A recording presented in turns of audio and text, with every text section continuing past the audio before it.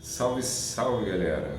Bem, para quem não me conhece ainda, eu sou o Thiago Barbosa, faço parte da Casa da Alma e vou inaugurar esse novo programa, uma forma da gente trocar uma espiritualidade de uma forma bem mais leve, né? Então, vou batizar esse programa de Espiritualidade Bar, né? A gente conversa tantas coisas sérias, mas no bar a gente consegue misturar isso tudo e faz uma coisa assim bem legal, que é exatamente o que eu estou querendo. Então, vamos nessa, vamos fazer um formato mais livre hoje, deixa acontecer, normalmente eu dou uma editada, um vídeo que vai ficar aí, mas não tem problema. Então, novamente, meu nome é Thiago Barbosa, eu sou espiritualista, umbandista, sou terapeuta, trabalho com hipnose, tá? E o que eu venho trazer para vocês? Essa espiritualidade de uma forma mais livre, que é a espiritualidade que eu vivo. Hoje eu não tenho um centro no qual eu tenho um pai, uma mãe de santo que me guie, mas eu pratico a minha espiritualidade de umbanda em casa, né? E a ideia é trazer um pouco disso, o que dá para fazer, o que precisa de mais cuidado. A gente precisa falar da espiritualidade de uma forma mais leve, porque eu acho que fica no meio do templo, né? Seja na igreja, seja no terreiro, muitas coisas não são faladas, né?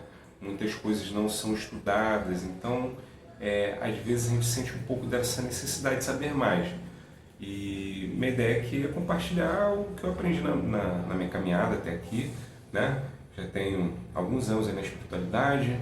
Para mim começou tudo junto ao mesmo tempo, né? Eu tive que aprender Reiki, tive que trabalhar minha mediunidade em corporação e ao mesmo tempo minhas entidades me pediram certos trabalhos, como o trabalho no Preto Velho, que eu realizo até hoje, no qual a gente faz um acolhimento de desenvolvimento mediúnico para as pessoas que precisam, né, entender os seus dons mediúnicos. Não ficar se achando maluco ou qualquer coisa do tipo que possa atrapalhar essa caminhada, né? Então, às vezes, deixa de ser um dom e passa a ser algo que te prejudica. E não é isso que a gente quer. Então, meu Preto Velho propôs esse trabalho. Eu faço esse trabalho desde quando eu tinha um centro. Eu fundei um outro centro com uma amiga minha, mas as nossas ideologias ficaram um pouco distantes, né? Então, eu tive que reinaugurar meu trabalho espiritual. Inevitável. O trabalho espiritual, gente, ele é individual, pode ser coletivo em algumas coisas, mas mesmo que você não esteja em algum lugar ou não faça mais parte de algum lugar, você tem que fazer o seu trabalho. Eu tenho trabalhos que minhas entidades me pediram, eu tenho que continuar isso, não tem jeito.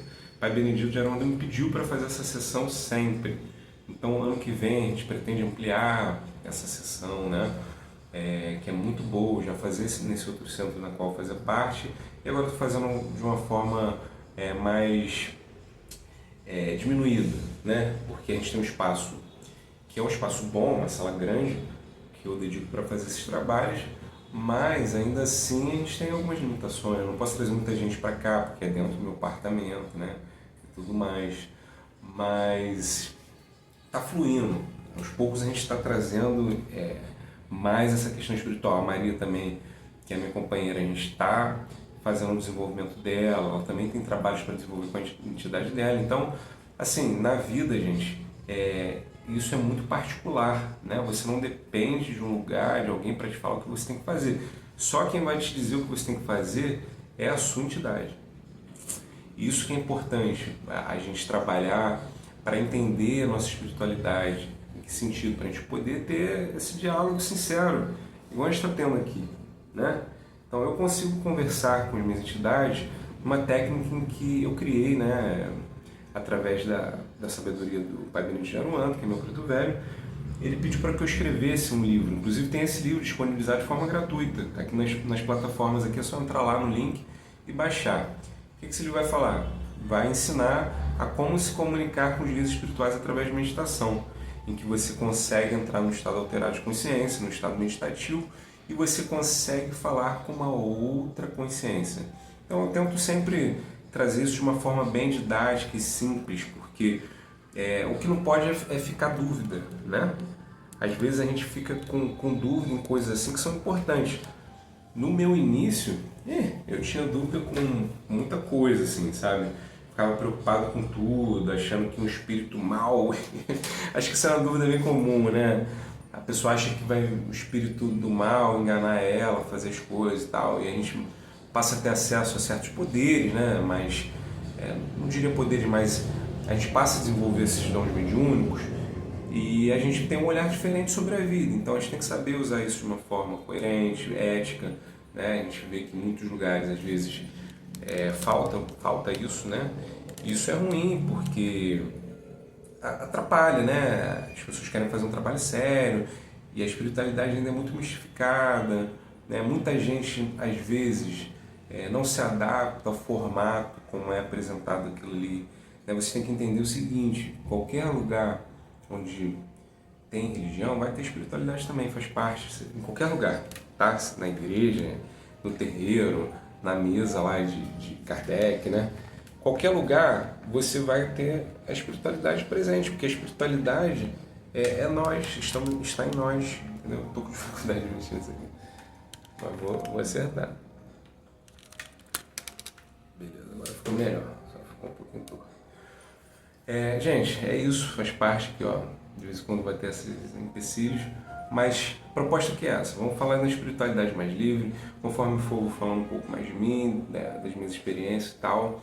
E quem quiser compartilhar também, fica à vontade, pode escrever aqui nos comentários o que achou, o que vocês acham que eu posso falar sobre, né? Então é isso. Como que a gente pratica a espiritualidade dentro de casa? Da forma mais simples possível, acendendo uma vela, tendo intenção e pensamento, né? As nossas ações, elas propagam no mundo espiritual, que é um outro plano, né? Através da magia. O que é magia? Intenção e pensamento. Cruamente dizendo, né? A gente pode utilizar elementos para potencializar a magia, mas a magia pura em si é isso, intenção e pensamento.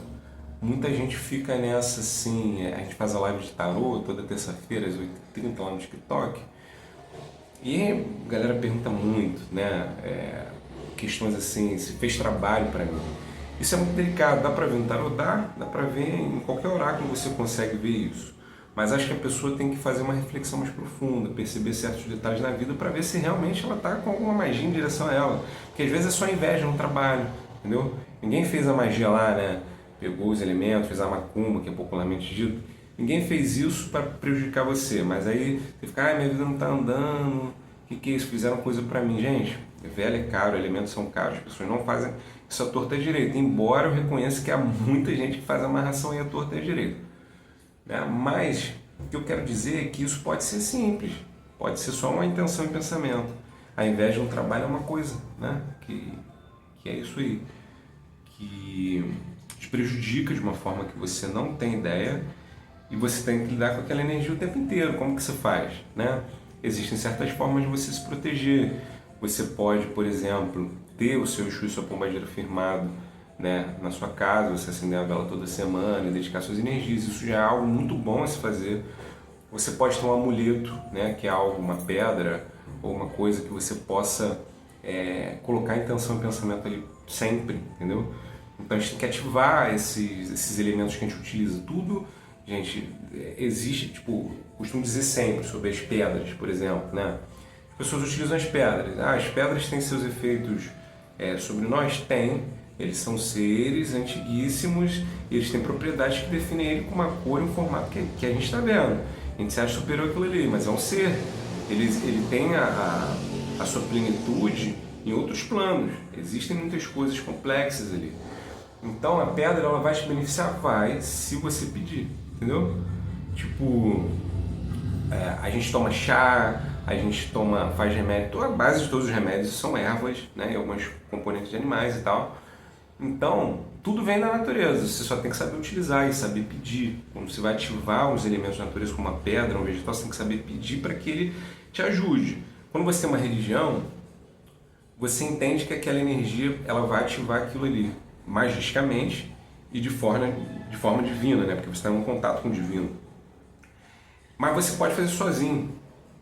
Mesmo que você não tivesse religião nenhuma, não soubesse nada sobre espiritualidade, nada, zero, você pode chegar para a pedra e pedir para ela te proteger, ela vai te proteger, entendeu? Você vai colocar uma intenção e pensamento sobre ela, né?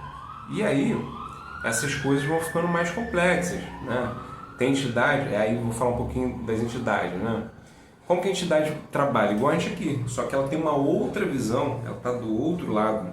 E eu só faço magia através das minhas entidades. Poucas vezes eu faço magia sem ter a presença ou divina, né, dos meus orixás, ou também a divina, né, a presença ali das minhas entidades. Porque eles estão do outro lado, eles estão vendo o que eu não vejo. Eles sabem o que precisa para fazer ativação magística muito mais do que eu, né? Eu estudo magia também, mas eu nunca vou ser tão bom quanto eles, porque eles estão vendo do outro lado. Eles estão vendo o que está acontecendo. A intenção, o pensamento que eu estou botando no trabalho aqui, eles estão vendo o que está acontecendo. Eles sabem para onde vai, para onde vem. É isso. Eu imagino que poucos médiums consigam ter essa capacidade de perceber isso, saber o que está acontecendo no trabalho ali. Eu sei que a gente tem algumas confirmações para saber se a magia deu certo, aquilo, outro, mas, mano, a entidade está do outro lado vendo o que está acontecendo. Eu recomendo, assim, todo mundo que for praticar magia, tenha percepção, né? Saiba pelo menos quem te acompanha para fazer isso, tá, gente? Porque a intenção e pensamento do outro lado também não é só boa, igual aqui, né? Tem gente que vai passar a perna em você todo dia. Se você não estiver ligado, a perna passa, porque todo dia sai um malandro. Eu gosto dessa, né? Todo dia sai um malandro e otário de casa. Aí diz que a gente vai ser malandro e dia que a gente vai ser otário, gente. Então, na espiritualidade isso existe também. Por isso que é importante que você conhecer a sua família espiritual. Você saber quem é seu Exu, sua Pombagira, né? Ah, não sou de Umbanda. Isso aí pra mim eu não quero saber. Pelo menos saiba quem te guarda, o guardião, né? Você sabe quem é seu guardião? O pessoal da kardecismo, né? Algumas casas de Umbanda utilizam a linguagem de anjo da guarda, né? Você sabe quem é esse anjo da guarda? Minimamente ele quem te protege, né? É porque anjo da guarda é um pouco distante da realidade. Quando eu falo entidade, é Exu, Pombagira, boiadeiro, né? Caboclo, preto velho, criança, né? Tem tanta, a Umbanda ela é plural por causa disso. É a única religião que eu já conheci assim que tem uma pluralidade infinita, né? Tem regionalidade, tem os arquétipos ali, né? Eles são entendidos em seus formatos e é a cara do Brasil, diverso. Você não vai ver isso em lugar nenhum, cara. Aqui a gente conseguiu reunir um culto afro, né? Um culto indígena daqui, né? Dos povos originários, que isso se mistura de uma forma muito louca e você consegue identificar elementos que tem na cultura indígena, elemento indígena aqui, né, dos povos originários e cultura indígena de lá, de fora, né? Você for lá fora, na África, você não vai ter um culto de Umbanda igual tem aqui, cara, de Candomblé. Aqui, no Umbanda, por exemplo, a gente cultua pelo menos 14 orixás, em média, né? Depende da casa. E lá fora, é por região, tem região que só cultua Xangô, né? Tem região que só cultua Oxum. Aqui você cultua todo mundo. Rapaz, o macumbeiro tem que ser rico, porque haja vela para acender para todos os orixás. E isso, gente, também não é uma obrigação, assim, como eu falei, eu tenho espiritualidade livre. O que eu carrego assim, de teologia? Eu sou teólogo de Umbanda também, formado pelo Alexandre Comino, que eu tenho assim um grande apreço, né? Foi uma pessoa que me ensinou muito na vida e sempre me ensina. E o mestre dele, o Rubens Saraceni também, que me inspiro bastante, né?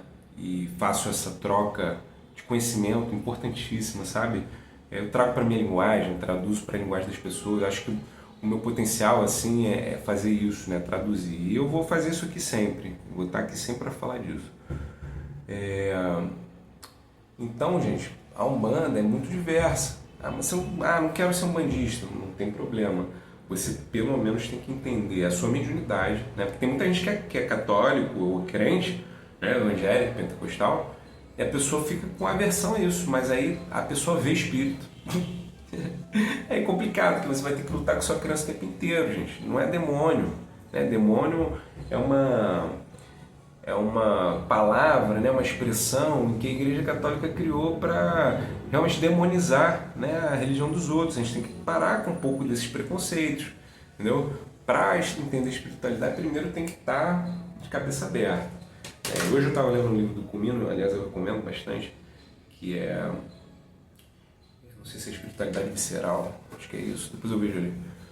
Cara, ele fala umas coisas assim muito interessantes, né? Coisas que eu compartilho assim, de pensamento, de que a sua espiritualidade ela não depende de ninguém, entendeu? Não depende da igreja, não depende de um templo, você tem que praticar a sua espiritualidade. Nós somos almas, né? Em toda a nossa complexidade, nossa plenitude, tendo uma experiência espiritual em carne, né? Então, se a gente for por esse viés aí, então, muita viagem. Muita viagem. Mas é isso. Eu gosto de falar desses assuntos. Vou trazer aqui sempre essa temática, né? Então, hoje, nessa espiritualidade de bar, né? Que vamos batizar assim, eu resolvi trazer um pouco primeiro da minha verdade, né? Para vocês me conhecerem. E segundo, para a gente pontuar o que a gente vai falar. Então aqui a gente vai falar de espiritualidade como se a gente estivesse num bar, de uma forma livre. Eu tenho tendências a ser muito explicativo, né? Acho que eu tenho uma vocação para ser professor, né? E todo mundo fala isso, que eu sou muito didático. Mas às vezes eu vou ser didático, às vezes eu vou ser mais despojado. Aos poucos vocês vão aprendendo a gostar de mim, me aceitar. A gente vai trocar aí sempre que possível. Tá? Eu espero que isso se concretize assim e flua, né? Um brinde aqui com a água hoje, mas pode ser que seja uma cerveja um dia, não tem problema. Tá bom? Um beijo, um axé. A gente fica por aqui hoje, esse episódio de espiritualidade de bar. Beijo, valeu!